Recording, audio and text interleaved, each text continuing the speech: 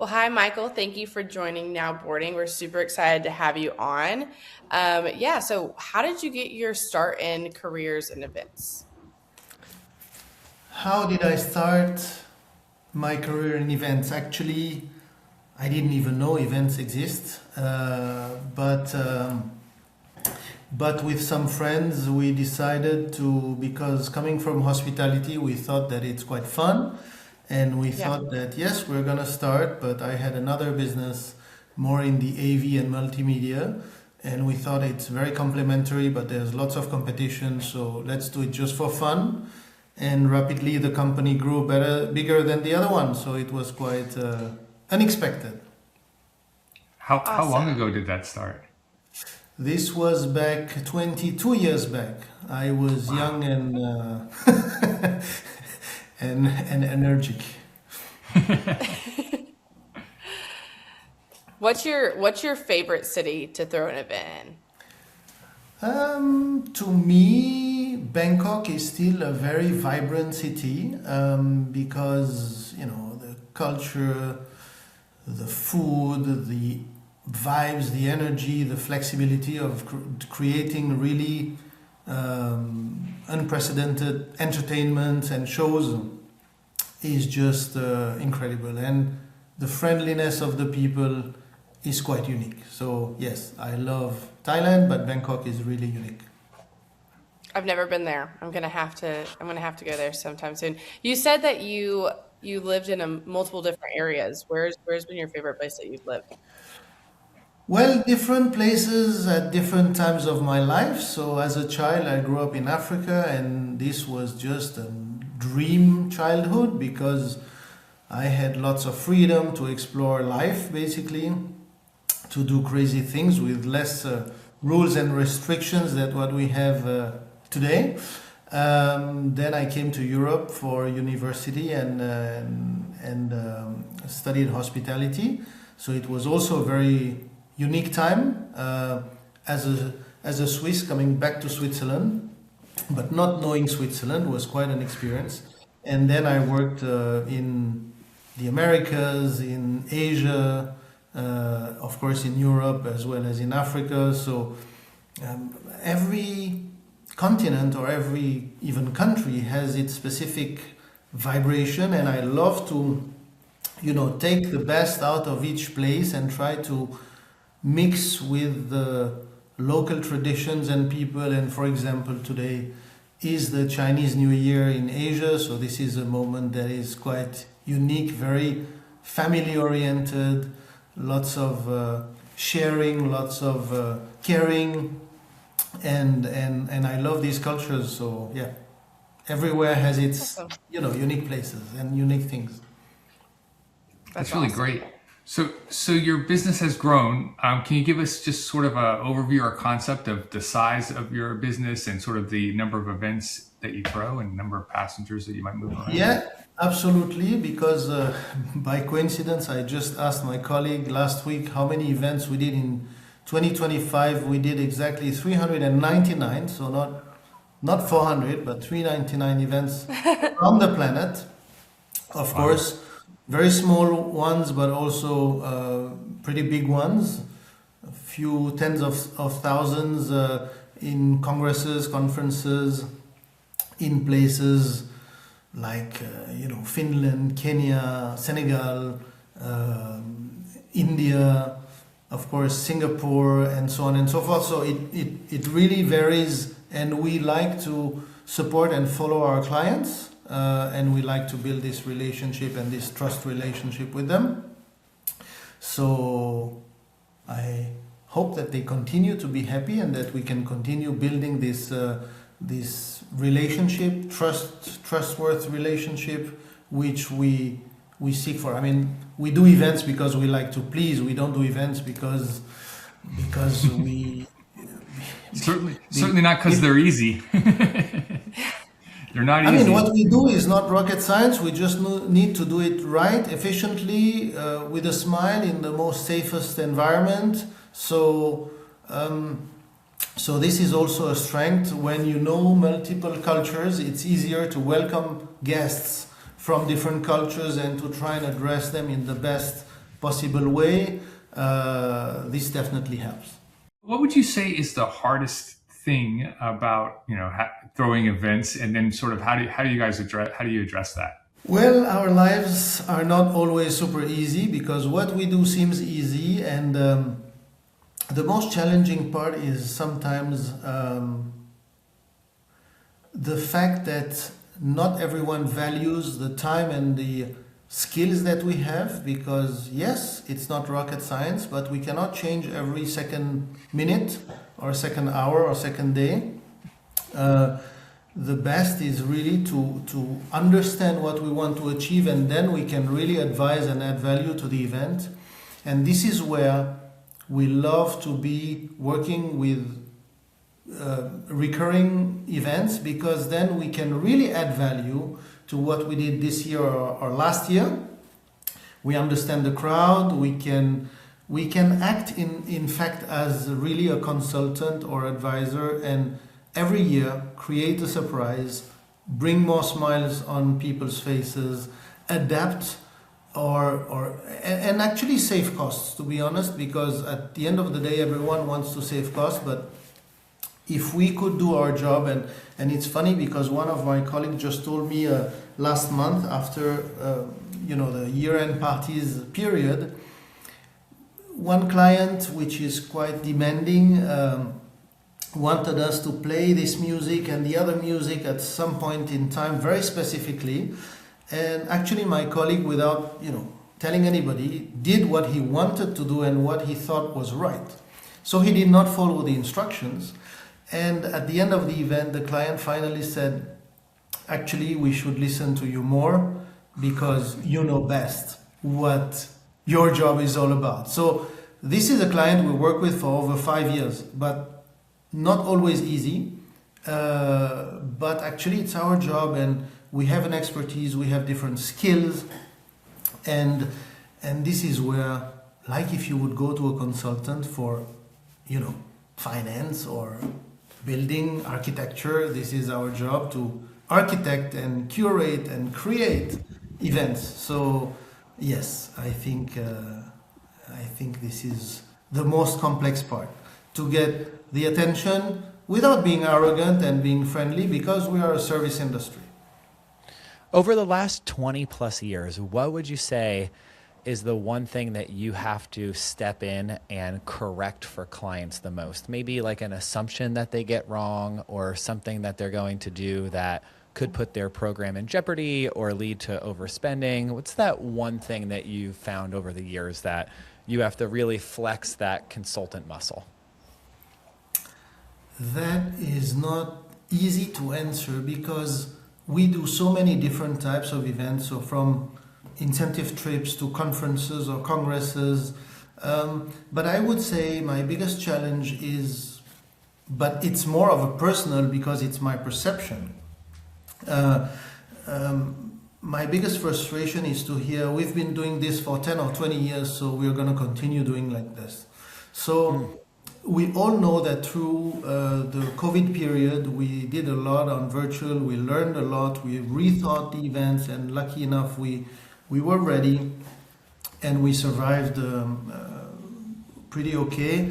But I feel that sometimes we get back to where we were before, while we could have learned as a community more on using, what we do now, a virtual event or a virtual podcast or a recording.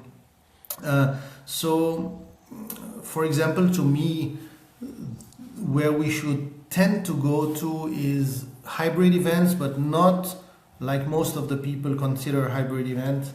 So if you have a 4 or 5 days congress, it's a lot of content. So you need to choose among 10 breakout sessions, and sometimes you feel, okay, I want to do 2, but they're all happening at the same time, so I cannot attend.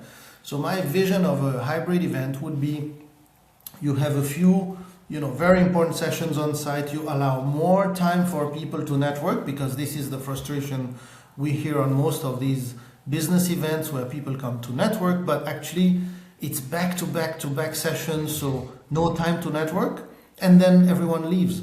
So I think that the one-way sessions could partially be virtual with less, brain consuming power every day, 8 hours sitting in a conference room. Humans cannot digest this.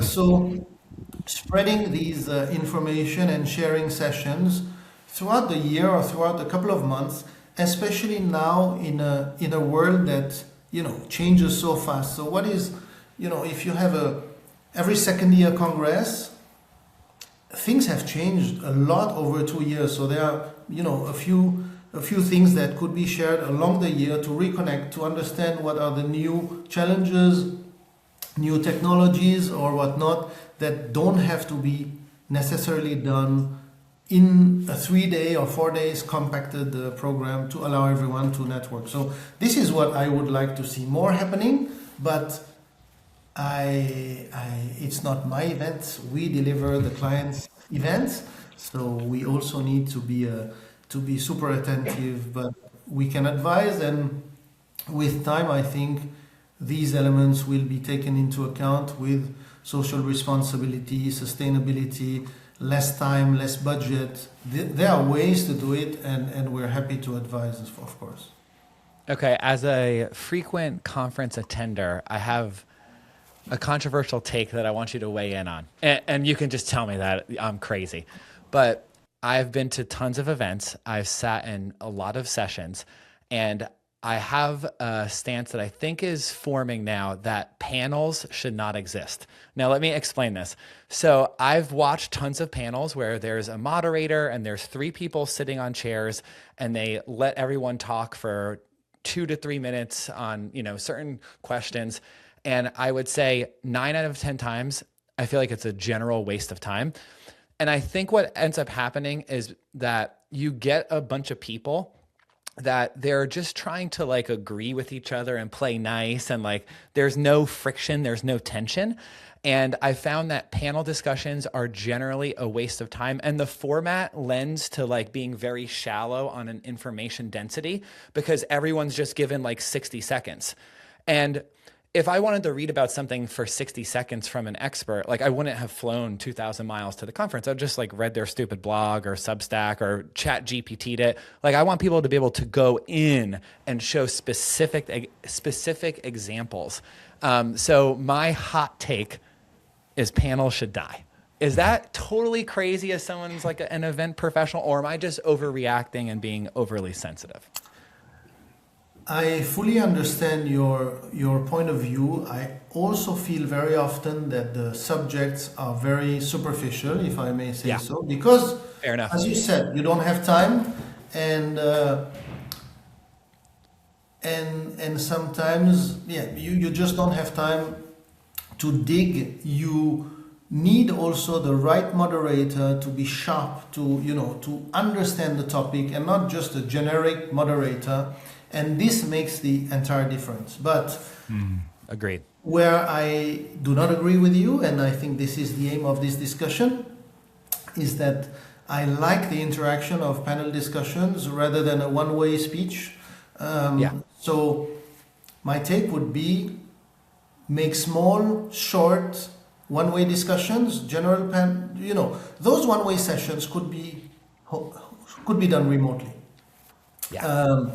If I exaggerate, but panel discussion should be deeper, should be having an objective that sometimes we miss. We touch on a subject, but yes, what are, let's say, professionals of this industry facing as problems? What are concrete examples of solutions that we have implemented that maybe half of the room could also use and overnight change the situation? These are exactly topics that I agree with you are very often not touched on.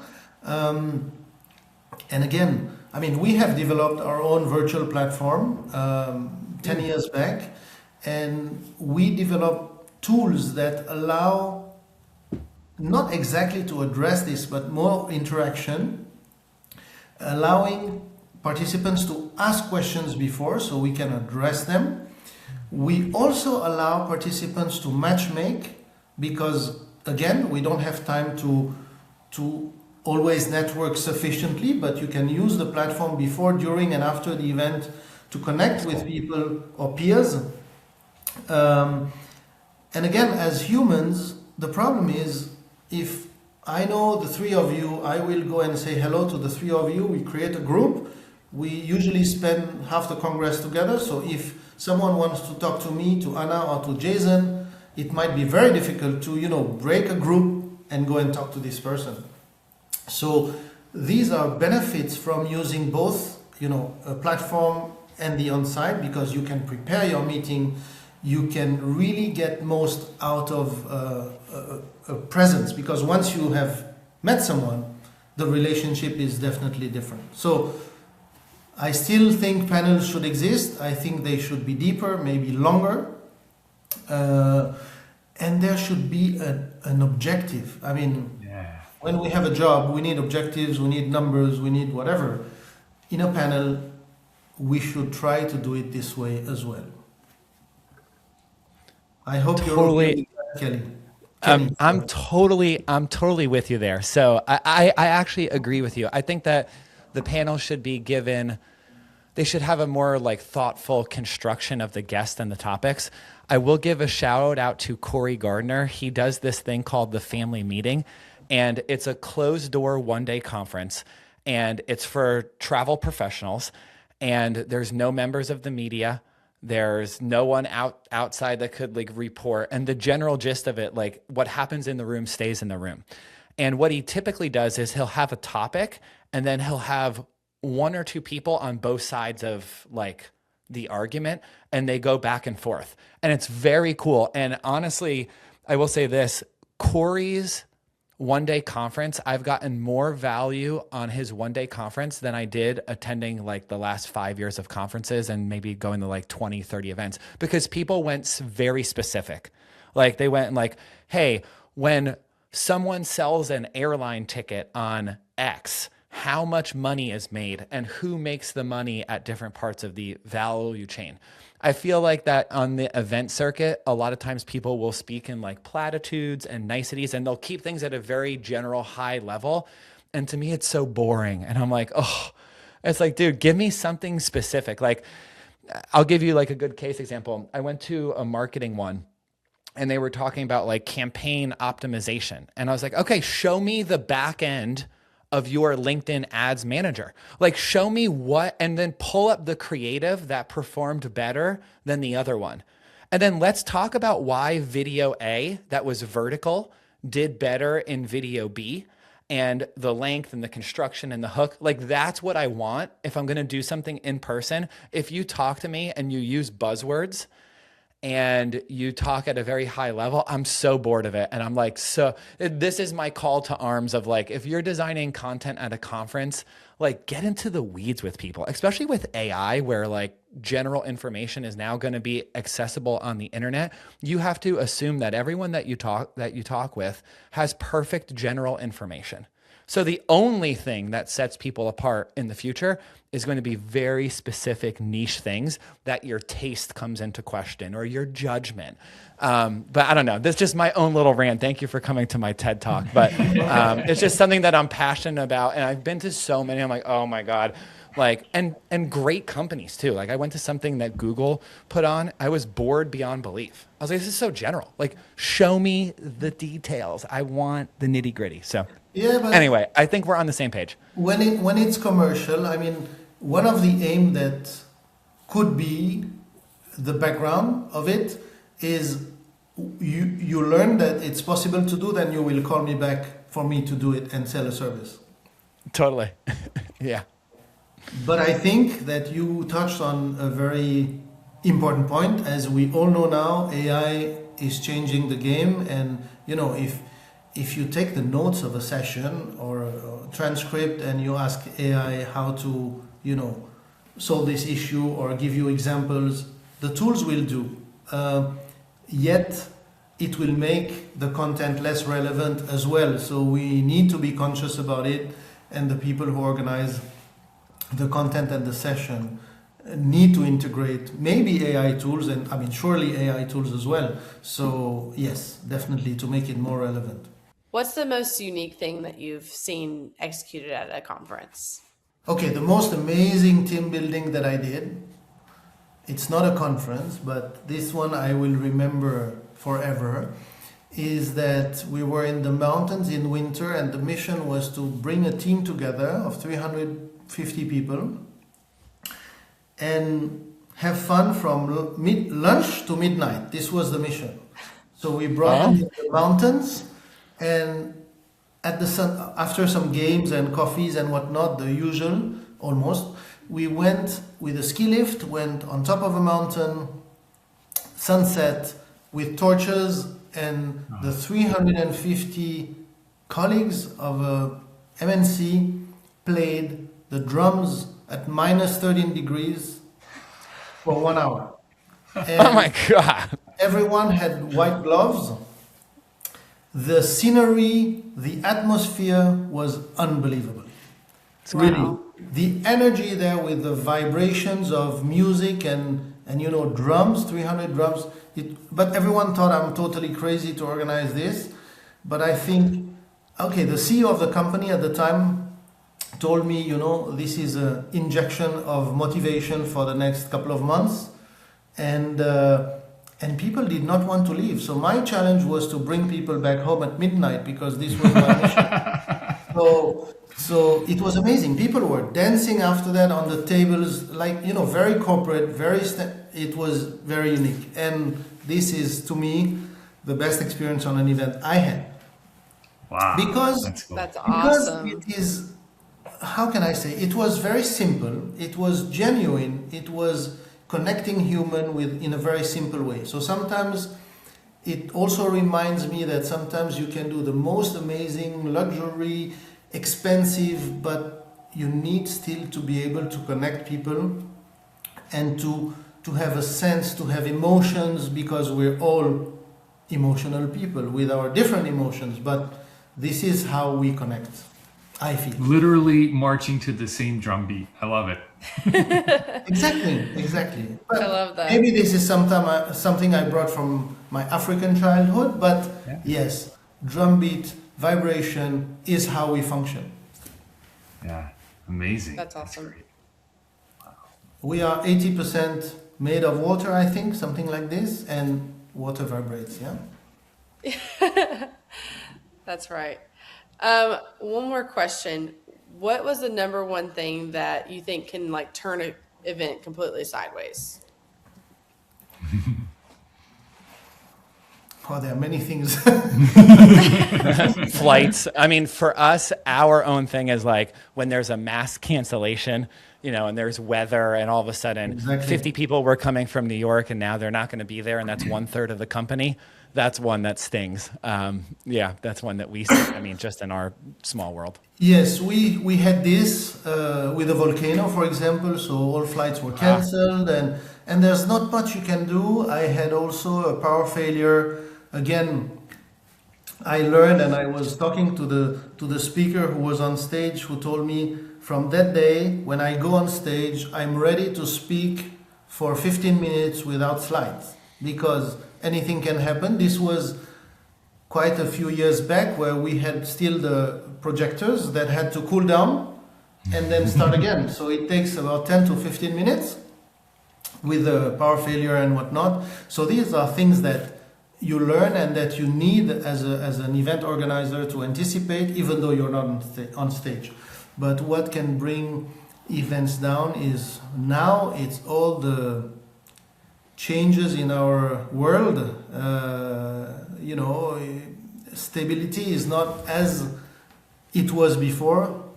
So there's always a risk on would people travel, what warning will this company announce, because as you said, it can change overnight or within 1 hour, where half the team doesn't come. So what do we do?